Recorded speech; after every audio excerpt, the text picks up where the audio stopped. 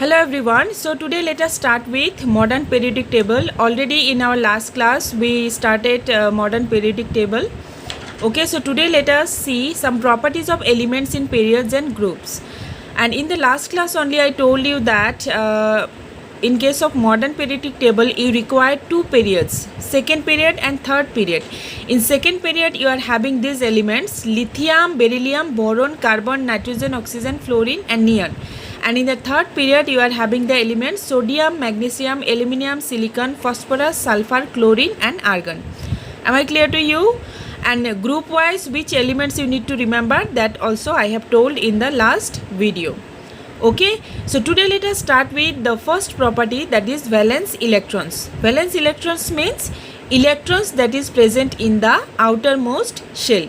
So if you consider elements of second periods, you will see that the valence electrons are respectively 1, 2, 3, 4, 5, 6, 7 and 8 from lithium to beryllium. You can find it out from the electronic configuration. For lithium it is 2, 1, so valence electrons will be 1. Beryllium electronic configuration is 2, 2, so valence electrons will be 2, like this: 3, 4, 5, 6, 7 and 8.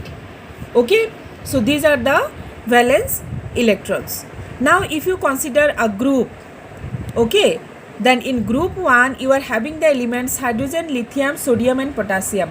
If you consider the electronic configurations, it is like this: hydrogen is having 1 electron, so electronic configuration will be 1. Lithium is having 3 electrons, so electronic configuration will be 2, 1. Sodium is having 11 electrons, so 2, 8, 1. Potassium is having 19 electrons, so 2, 8, 8, 1. So it is having valence electrons 1. So what you can conclude from it? You can conclude from it that it is having fixed valence electrons. At the same time its valency is also constant. That means in a group valency remains constant. Okay, valency remains constant. But here in this case you can see that in case of periods, this valence electrons keeps on increasing from lithium to neon, and at last it has become 8. We know that valence, if number of valence electrons are from 1 to 4, then valency will be 1 to 4. So valency of lithium is 1, beryllium 2, boron 3, carbon 4. If it is more than 5, if the number of valence electrons are more than 5, then we have to subtract it from 8. So if you minus it, 8 minus 5, so valency of nitrogen will be 3, valency of oxygen will be 2, valency of fluorine will be 1, valency of neon will be 0.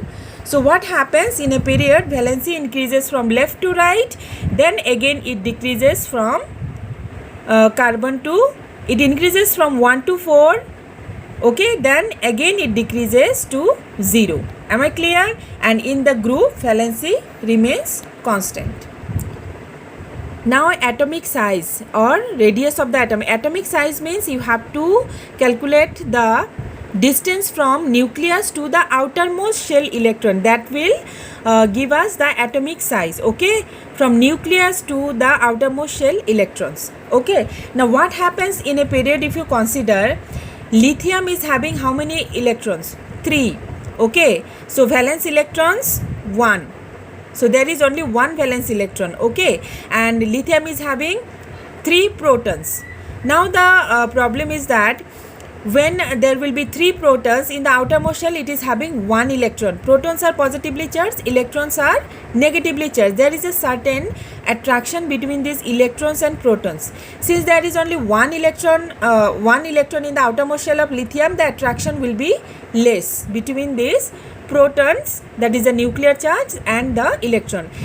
But from left to right you can see that number of electrons keeps on increasing from left to right. So what will happen? Number of valence electrons are increasing, and at the same time number of protons in the nucleus also increases. So what happens? The attraction between the protons present in the nucleus and the electrons present in the valence shell, that is the outermost shell, increases. So when the attraction increases, electrons are pulled towards the nucleus, and as a result the size of the atom decreases. Okay, so from left to right atomic size will decrease. And if you consider group, Okay, if you consider the first group, you can see that this is the electronic configuration. Okay, there is only one valence electron in the outermost shell, but you can see that in period number of shells remains constant, but here number of shells keeps on increasing from top to bottom. If number of shells increases, ultimately distance is more, is it or not? Distance will increase from nucleus to the outermost shell because here number of shells are increasing. So attraction will be less from top to bottom, and as a result atomic size will increase from top to bottom. So in a period atomic size decreases from left to right, and in a group atomic size increases from top to bottom. Now metallic property, that is electropositive nature. Metals are electropositive. Okay, so in a period we know that the attraction between the protons and the electrons increases from left to right. So what will happen when the attraction will increase? Then what will happen? The electrons will be bind tightly by the protons. Is it clear or not? So it will be difficult to remove the electrons from the outermost shell from left to right. That means if you consider the losing of electrons, sodium can easily lose, magnesium has the less capacity than sodium, than aluminum is having a less capacity than magnesium and sodium. Ultimately silicon cannot lose only.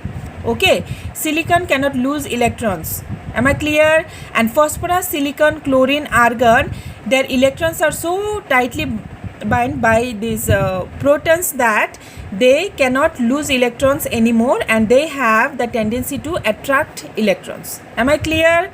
So from this left to right, metallic property will decrease. When metallic property will increase?